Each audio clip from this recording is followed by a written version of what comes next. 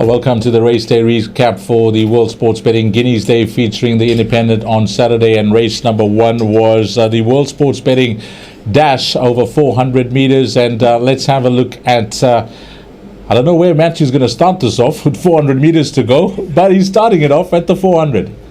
Comes the rain. Renaissance Man completely outpaced. That's last at the moment. Trafalgar Square, Auntie Lizzie and Faustina, and Don Kirari's running on. Here comes the rain. Faustina, Trafalgar Square, they're coming from everywhere. Faustina and Trafalgar Square, it goes to Trafalgar Square. Faustina second, Auntie Lizzie third. Here comes the rain.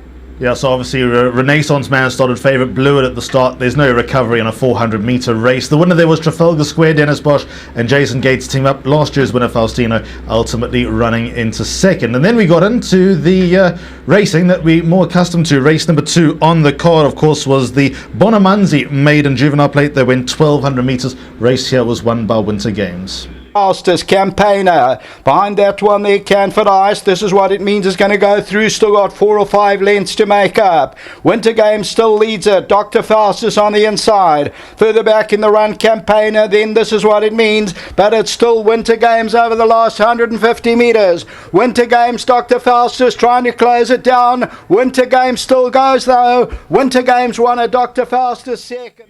Well, a well-stretched out field, but you have to give credit to Tristan Godden, a positive ride, a confident ride from the front, and his horse kept finding Winter Games, horse number 5 beating number 3, Dr. Faustus. And then it was a horse that just came from too far back. I think don't write this one off. This is what it means. And Canford Ice was the horse that rounded off that quartet. On to the start of the place accumulator, which was race number 3, and this was over 1,200 meters, a maiden juvenile plate, and this was a cracking good race. Have a look at this. Gavin Larena for Johan Janssen van Vieren. Splendid fella. Down the inside, Lincoln Navigator, the golden goal. Professor Lupin still got 3 to make up. Then Champanelli. Lincoln Navigator in the meanwhile gets away from them. And it's Lincoln Navigator going on by 2 or 3. And Lincoln Navigator not for the catching. What will run second? Lincoln Navigator will win it. Second will go to Professor Lupin. The third position will go to Splendid Fella. So nice one indeed from Lincoln Navigator, getting a reward for consistency. He was one of the most experienced horses in the race. The second horse, Professor Lupin, caught out around the turn. He's a winner in waiting. They were quite well clear of third, who was Splendid Fellow, went to the front, running his best race to date. And fourth went to the first timer, number 2, Give Us a Smile. Now the pick 6 target today was 3 million rand. We got to 3.5 million rand, and there were quite a few winners around. The first leg of the pick 6 was won by the favourite, number 1, Mashavi, who really had to go to the trenches to get the job done. He's going to come out for a run. Coral Coast and Commerson's Passion. Coming to the 300, Bitcoin Baby, Kian's Pride. Miss Shavy's now trying to put it together. And now Miss Shavy's coming at Bitcoin Baby over the last 100.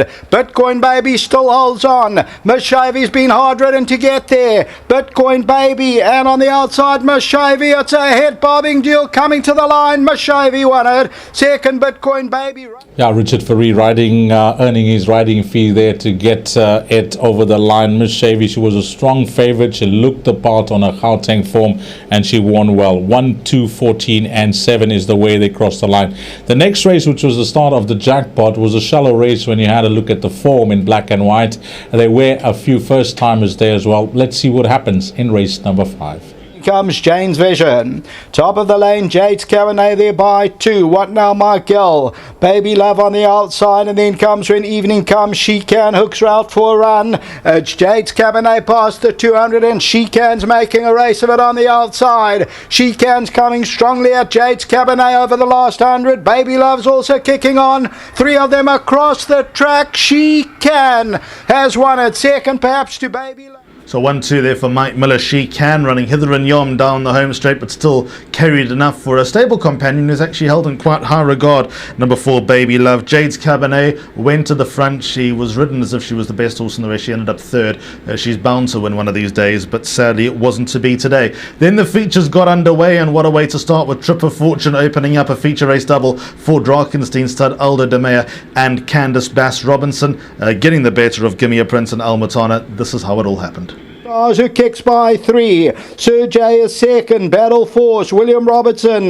Sylvanas dashes further back in the run. On the outside, Triple Fortune as they come down to the 200 metre. And now William Robertson comes home strongly. Give me a Prince with the black cap. Almutana's running on. Desert Miracle. Bingwa on the outside. Here's Almutana coming strongly. Triple Fortune. And it's Triple Fortune who won it. Second will go to Give Me a Prince. Yeah, tremendous performance up in Gauteng. The winner of the HF horse Chestnut was Triple Fortune, and now to come down and win the Drill Hall Stakes. What an achievement for Candice Bass Robinson. There would be a hard luck stories in the way the race mapped out. One of them, number 12, Give Me a Prince, who ran his heart out back in second. Almutana, tremendous run over 1400 meters. And then the filly that found all the betting support, Desert Miracle. She was just too far out of the ground, but she was making steady headway down the straight. 8, 12, 9, and 13 was race number 6. Race number 7 was the WSB Fillies Guineas, and it turned out to be a messy finish. Up for the lead at the 400. Lady of Power. Hold My Hand makes an early move on the outside. Golden Hostess on the extreme right hand side, and then Sarki down on the inside. Peach Daiquiri. Let's Hold My Hand. Here's Golden Hostess with a big run on the outside. Golden Hostess, Peach Daiquiri, Captain Peg, Sarki on the inside, and Peach Daiquiri's fighting right back. They come from everywhere. Peach Daiquiri, and Peach Daiquiri has won it. Second place will go to Sarki. Third, Hold My Hand. With a big understatement there, saying it was a messy race. Saki, very unlucky, found trouble down the home straight, ran second. Big run from her, and then the two Drakenstein horses ending up barging each other for most of the home straight. So the unlucky horse was Golden Hostess. There was an objection lodged, by the way, which was subsequently overruled. But the winner, Peach Daiquiri, running well above her rating for Alec Laird and Louis Otwa, causing the upset of the afternoon. She took out the 2023 World Sports Betting Fillies Guineas. As for the Colts Guineas, well, there were no surprises. The cream rose to the top. East Coast on the inside. Charles Dickens going to go through, 2 off the left, and Cousin Casey hooks right out to the middle of the track. 300 metres to go now. Charles Dickens on the inside hits the front, and Cousin Casey's now trying to put on the pressure with Dave the King over the last 100, but it's Charles Dickens from Cousin Casey the last 100. Charles Dickens, Cousin Casey's here again, but Charles Dickens is too good.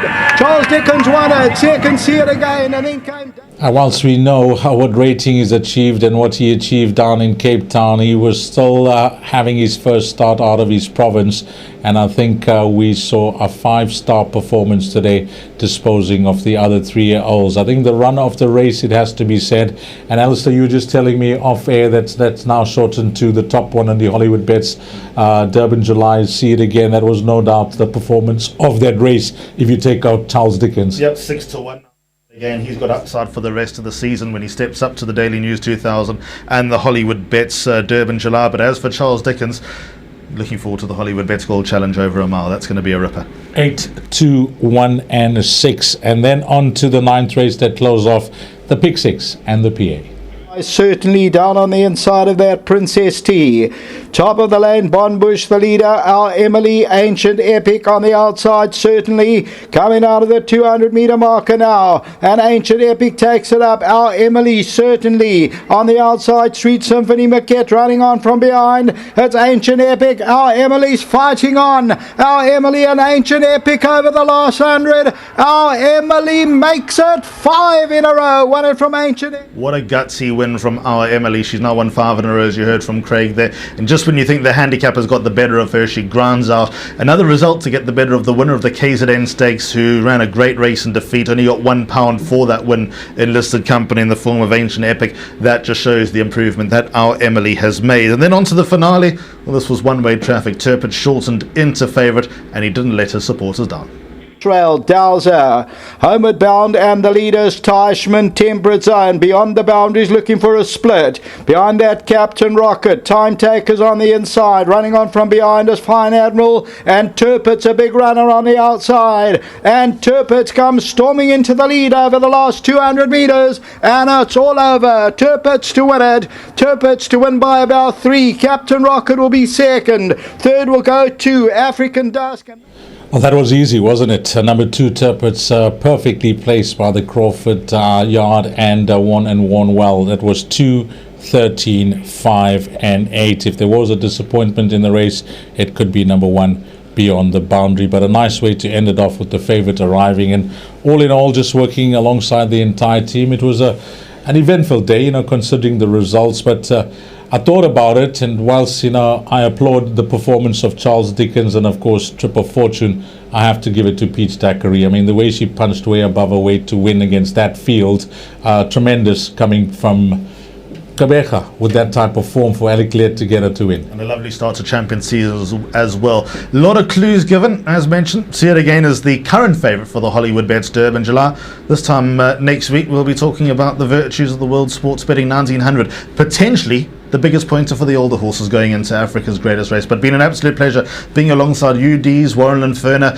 Raheel downstairs. Also Craig Peters called them home in the World Sports Betting Guineas and all other 9 races today. And looking forward to the next stop as we continue along through Africa's Premier season. Well, that's a wrap of the wrap on World Sports Betting Guineas Day, featuring the Independent on Saturday from the entire team at Gallop TV. Until we meet again, you take care. Salani Gashle.